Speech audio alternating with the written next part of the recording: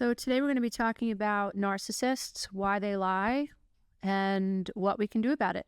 And so let's get a couple of things straight. Narcissism is about lying, and narcissism is about the need to flee from this fractured sense of self, this shame, this pit of shame that we feel within our being. So when we are a narcissist, we think in very stark black and white realities, and we have these realities of others as well as ourselves. So if I am a narcissist, I see myself as either all good and amazing or all bad, and I mean really bad.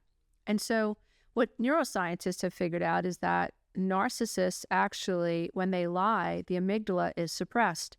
The amygdala is responsible for the fight or flight response in our bodies, and so lying to a narcissist is actually calming. It has this anesthetic effect, if you will. So narcissism or in my opinion, should be understood as the need to lie. And when we understand, when we're dealing with the narcissist, that their brain is wired to seek pleasure in the form of lying. And so not lying or telling the truth is associated with pain. Because if I tell the truth, I lose control. If I tell the truth, then I'm not this amazing person that I need you to be in order for me to survive my reality. And so I have to lie to you. And I need you as a source of narcissistic supply because lying to you allows me an arena. That's why social media is so profound these days when it comes to narcissism, because there are so many ways for a narcissist to infiltrate and to receive this glory that they seek, this reflection.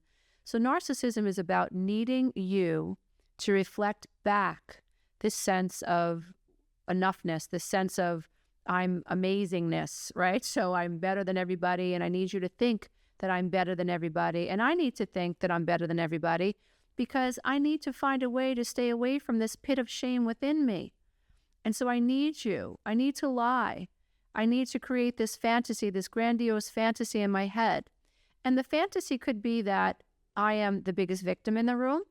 The fantasy could be that even though I'm cheating on you, I cheat on you because I had a shitty childhood. I cheat on you because my father beat me. I cheat on you because I watched my mother cheat on my father.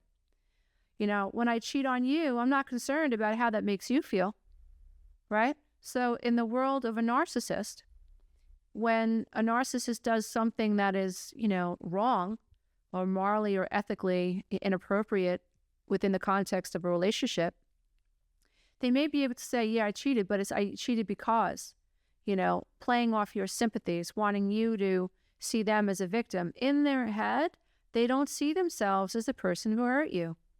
In their head, they see themselves as a victim. This is why narcissism is so complex and it is so psychologically abusive. And we need to talk about it.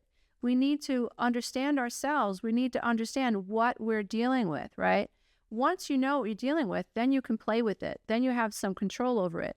But until you know what you're playing with, you are lost in a world of gaslighting. And you can stay there for years. You can stay there for a lifetime. And so we understand that narcissism is about the need to lie.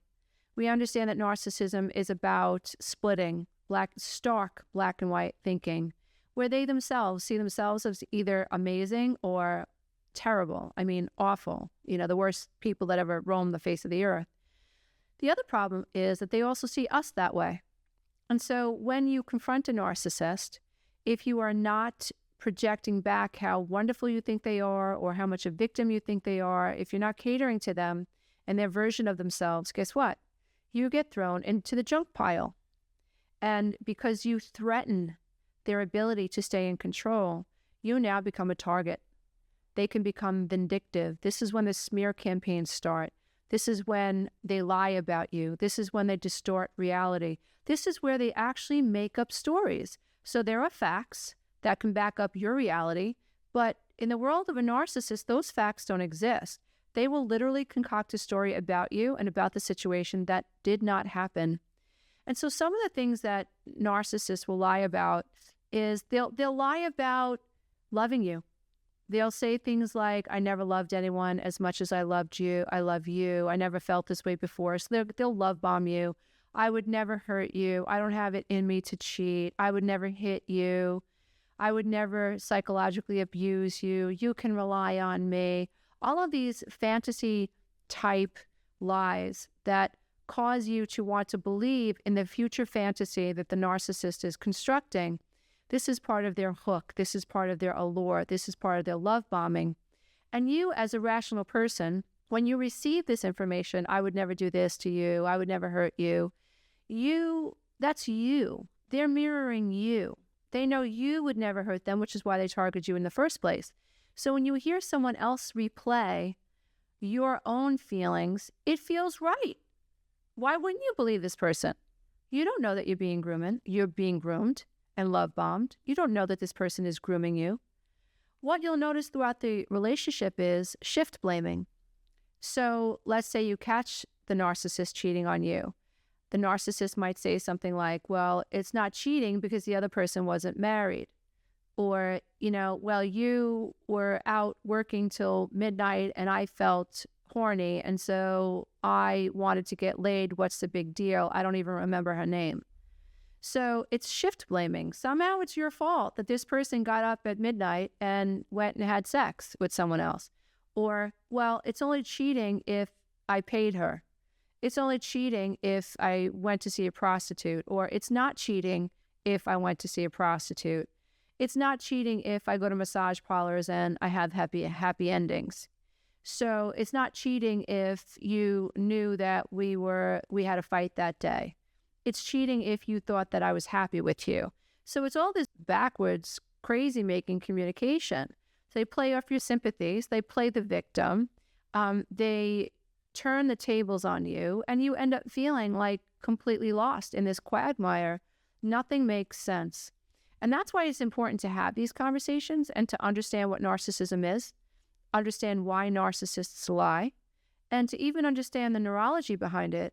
Understanding that a narcissist's brain is actually in a state of relaxation when lying because they're able to feel a sense of control over their internal dialogue, their internal shame, their internal wounds that have not been resolved.